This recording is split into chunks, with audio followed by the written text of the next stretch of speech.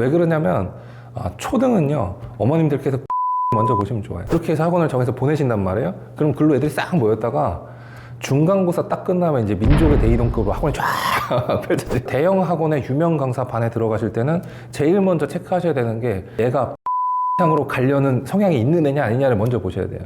오랫동안 목동내 고교 영어 내신의 최강자셨고 또 현재 선생님들의 선생님이신 만큼 어떤 학원, 어떤 강사에게 자녀를 맡기면 좋을지 누구보다 더 잘 아실 것 같은데요. 솔직하고 스트레이트한 답변 부탁드립니다.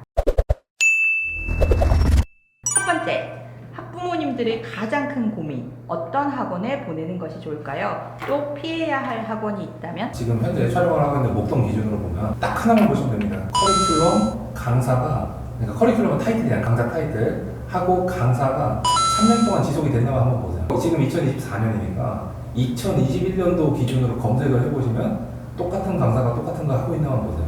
학동이든 대치가 됐든 분당이 됐든 학군지라고 불릴 만한 곳에서는 3년 이상 똑같은 타이틀을 가지고 커리큘럼으로 같은 강사가, 이게 중요합니다. 같은 강사가 진행을 하고 있는 게 확인이 되면은 신뢰도가 한 80% 이상이라고 보시면 됩니다.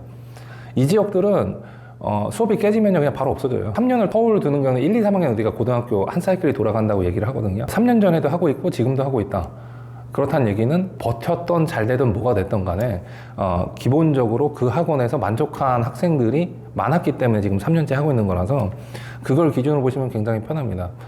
근데 정보가 좀 애매하다라고 했을 때 일반적으로 제가 일하시느라 바쁘시거나 학원 쪽 돌아다니신 거에 좀 어색하신 분들, 처음 오신 분들한테 말씀을 드리는 게 대형 학원은 그냥 프랜차이즈라고 생각하시면 돼요. 어느 딴 지역 가서 배고플 때.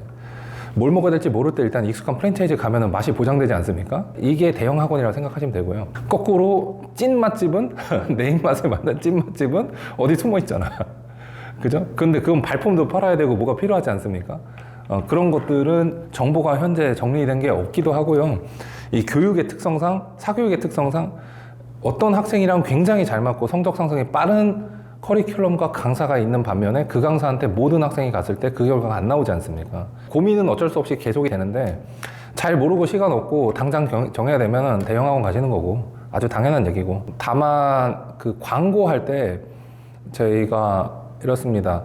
학원 쪽에서 홍보 활동을 할 때 제일 많이 쓰는 채널 자체가 이제 오프라인 채널을 제일 많이 쓰고, 특히 학군지 지역에서는 그 지역 평판이 제일 중요하기 때문에 요즘 들어서 이제 온라인 평판도 많이 쓰시고, 어머님들께서 학생들이 또 학원을 알아볼 때 아는 사람들한테 지인한테 물어보는 거 외에 보통 검색을 하지 않으십니까? 그거 어디서 검색하세요, 학원? 지역 카페요. 지역 카페에서. 지역 맘카페에서 검색을 한단 말입니다. 거기서 한두 개 보지 마시고 뒤에도 나오겠지만 이 학원 괜찮은 것 같아 그러면 그 글 쓴 사람 클릭해서 그동안 무슨 글 썼나 한번 보세요. 그러면 이게 광고인지 아닌지 대충 아실 겁니다. 그렇게 해서 이미 시장에서 검증된 곳을 가는 방법이 있는데, 거기에 일단 보냈다가 그 고등학교 1학년 예비고1 현재 학교 배정 발표가 나왔으니까 이 학생들 기준으로 보면 그렇게 해서 학원을 정해서 보내신단 말이에요. 그럼 글로 애들이 싹 모였다가 중간고사 딱 끝나면 이제 민족의 대이동급으로 학원이 쫙 펼쳐져요. 모든 아이들을 다 만족시킬 수 있는 학원은 없기 때문에 안 맞는 아이들이 튀어나오는 거죠. 그때서부터 시작되는 게 보통 가장 믿을 만한 소스는 학생의 선배들 중에서 간 학원 괜찮더라라고 하는 학원이 생각보다 꽤 잘 맞아요. 그리고 좀 진짜 급하고 그러면 어떤 분들도 계시냐면 학교에 물어봐요. 학교 선생님한테. 그러면 학교 선생님이 모든 사교육 학원들을 알고 계시는 거 아닌데 자기 기억에 대학교 잘 갔던 애가 어느 학원 다녔다 정도는 알고 계시거든요. 그런 거 얘기해 주시기도 하고. 급하면 찾으셔야 돼요. 정해진 방법은 없습니다. 다만 잘 모르겠으면 일단 프랜차이즈급인 대형 학원 보내시면 평균 이상 급은 나오고, 거기에 우리 애가 잘 맞아서 좋은 성적이 나오면 그냥 그럼 편하게 믿고 보내시면 되는 거고, 그게 아닌 상황이 부딪혔을 때는 첫 번째 학생한테 너 선배 중에 공부 좀 잘하고 너랑 비슷한 성향 있는 선배 학원 어디 다냐 물어봐라 라고 하실 수도 있고, 정급하면 학교에 물어볼 수도 있고, 이런 방법들도 있습니다. 검색을 하실 때 맘카페나 이런 데 검색을 하실 수도 있는데 사실 그것도 잘 모르시는 분들도 계시잖아요. 그러면은 우리가 일반적인 여행 간다고 생각할 때 어디서 검색하세요? 네이버에서. 네이버 검색하시죠. 그 네이버 검색을 해보셨는데 제가 보는 건 딱 하나입니다. 그 글이 학원 시간표 홍보용 글인가 학교 분석 글인가를 봅니다. 아니면 그 커리큘럼 분석 글인가. 그걸 보고서 이제 분석 글들이 몇 년 동안 쌓여있나를 좀 보시면은 아, 그 비슷해요. 한 2년, 3년 계속 쌓여있다. 아, 그럼 최소한 2, 3년은 연구를 한 학원이구나. 내가 원하는 커리큘럼에. 이렇게 해서 판단을 해보실 수도 있고요. 그리고 결국은 이게 오프라인 비즈니스이기 때문에 가셔서 보실 거 아닙니까? 학원 가서 보시면, 한 10군데만 가시면 이제 감이 오시기 시작하실 거예요. 여기가 우리 애가 좀 맞겠다, 안 맞겠다는 진짜 가서 거기 담당하시는 선생님이 됐던, 원장님이 됐던, 상담 실장님이 됐던 얘기해보시면 그냥 진짜 애매하면은 딴 데 또 가보세요. 시간 좀 내셔갖고. 그게 가장 신뢰 있는 지표인 것 같아요. 어떻게 보면 중세시대 같은 느낌이긴 한데. 그렇습니다. 아직까지 온라인에 올라와 있는 정보는 다 믿기는 좀 힘든 것 같긴 해요. 학생의 성향이나 성적 수준에 따라 대형 학원 또는 소형 학원 등으로 선호가 달라지기도 하는데 어떻게 생각하시는지? 목동의 학부모들 커뮤니티나 이런 데에서 좀 그 정보를 계속 얻으시는 분들은 아십니다. 뭘 아냐면은 다는 모르지만 저 학원의 저 선생님은 상위권 애들이 많이 모여있어. 이과 상위권 애들이 모여있어. 저 학원의 저 선생님은 중상위권 애들이 즐겁게 되는데 그 중에 일부는 점수가 많이 올라. 저 선생님은 뭐 교재가 좋아. 이런 일반적인 평들이 존재하는 거를 접하시는 분들은 그게 생각보다 일부러 소문 왜곡해서 내기도 힘든 소문이거든요. 믿으셔도 거의 맞는 것 같아요. 아직까지는. 그 마케팅 요소가 그렇게까지 많이 들어간 것 같진 않아요. 그런데 그런 정보가 없다라고 했을 때 대형 학원의 특징을 아셔야 됩니다. 그 뒤에 나오는 설명회랑도 이제 이게 연결이 되는데, 제가 근무하는 이제 미래탐구 같은 학원, 그러니까 이런 학원은 이제 저희가 대형 종합학원이라고 하는데, 여기는 국, 영수, 사과를 포함해가지고 대입에 관련된 모든 과목 논술까지 해서 모든 과목들이 컨설팅까지 다 있는 학원이에요. 그럼 이런 곳에서는 제가 영어 강사로서 영어에 대해서 뭐 강서고 영어에 대해서 얘기를 한다 라고 했을 때 영어에 대해서만 얘기를 할 수가 없는 환경이에요. 영어 중요합니다. 영어 이만큼 하셔야 됩니다. 하는데 옆에서 입시소장님께서 그러면 수학할 시간 없을 텐데. 아니, 영어 비중도 같이 얘기해줘야 되는데 이런 분위기들이 있기 때문에 대형 입시는 토탈로 말씀을 드려서 좀 밸런스를 잡아서 이제 설명하는 성향이 있고 강점을 내세우는 성향이 있고, 반대급부로 안 좋은 건 뭐냐면 각 과목별로의 선생님들은 절박하고 열심히 하시겠지만 그게 두각이 좀 안 되는 편이 있어요.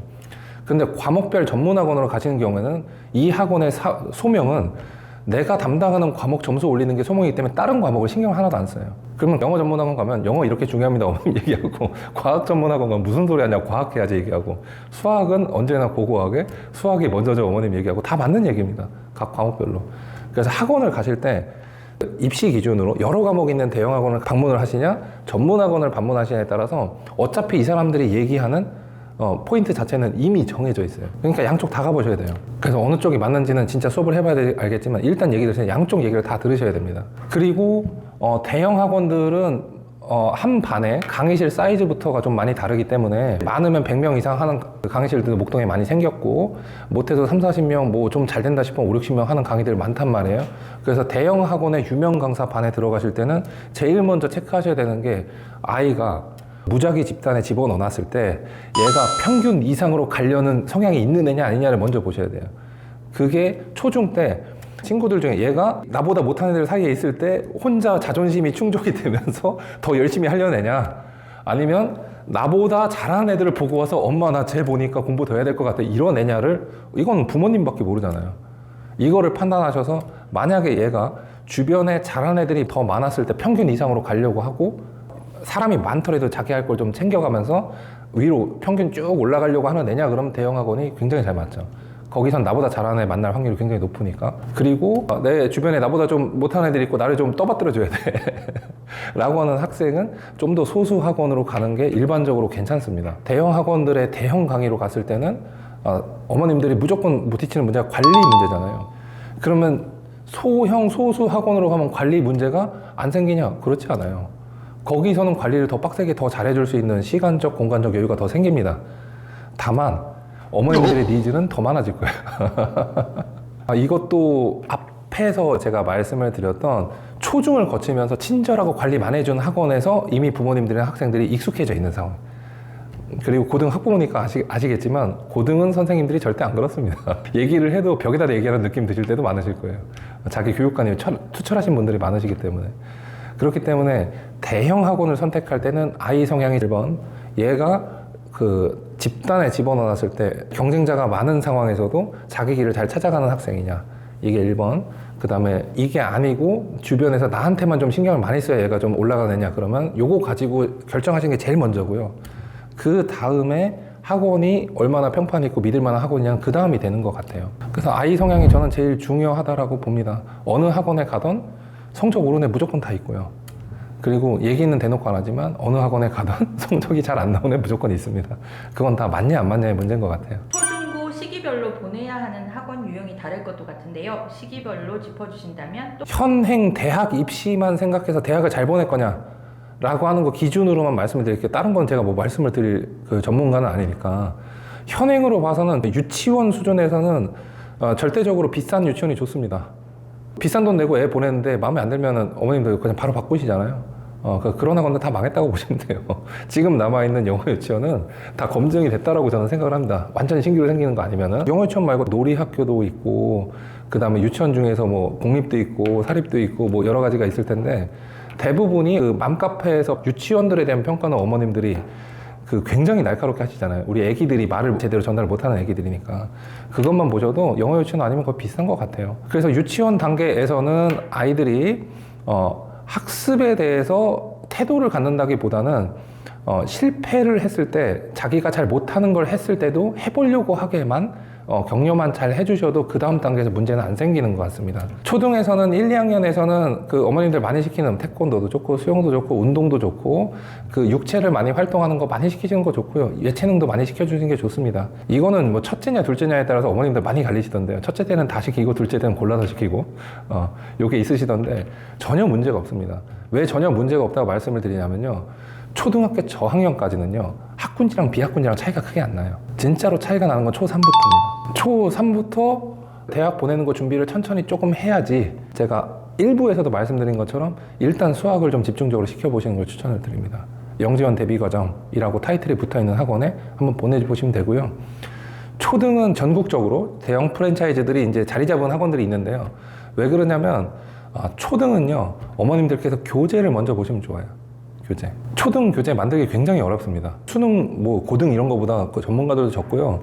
초등 교재를 공들여 가지고 아이들을 진짜 많이 접한 데이터가 많은 곳에서 심혈을 기울여서 만들 수 있는 거는 대형 자본이 들어갈 수밖에 없거든요.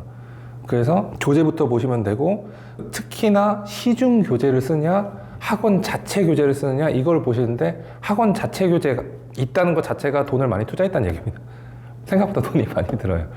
그래서 교재부터 시중 교재 쓰는 학원이냐 자체 교재 쓰는 학원이냐 이거 보시고 자체 교재 쓴다 그러면 여기는 뭔가 투자가 좀 더 돼 있는 곳이구나 라고 판단을 해주시면 되고 말씀드린 대로 영재원 커리큘럼 자체가 전국 단위의 커리큘럼은 아니기 때문에 보편적인 커리큘럼은 아니기 때문에 영재원 대비 자체 교재가 있다 라고 하면은 일단은 믿으셔도 괜찮은 것 같아요. 그 다음에 가르치는 선생님이 초등학교는 훨씬 더 중요하긴 한데 안타깝게도 예를 들어서 대학교 수학과를 나온 수학을 정말 잘 가르치고 싶은 선생님이 계시다고 쳐봐요. 이 선생님은 초등을 가겠어요? 중등을 가겠어요? 고등을 가겠어요? 고등 가죠. 요새 젊은 수교과 나온 선생님들이나 수학과 나온 선생님들의 꿈은 그냥 현우진이에요. 현우진 선생님처럼 되고 싶어 해요. 그러니까 무조건 고등, 대치, 인강 이쪽 가고 싶어 해요. 그래서 그쪽은 그나마 인력풀이 괜찮은데 초등 사고력 수학 하시는 선생님 찾기가 하늘의 별따기입니다. 그래서 혹시나 현재 계시는 지역에 사고력 수학으로 유명한 학원이 하나라도 있다. 가봤더니 선생님 자체 교재든 학원 자체 교재를 쓰고 계신다. 그러면 일단 믿으셔도 좋습니다. 하여튼 초등학교 3학년부터는 사고력 수학과 초등 1, 2학년에도 시키시긴 하겠지만 영재원 대비 과정 한 번쯤은 넣어봐라. 애가 못 버티고 나온다고 하면 그때 빼시면 되는데 일단은 거기부터 넣어봐라. 초등학교 5학년에는 학원을 한번 바꿔주시는 게 좋습니다.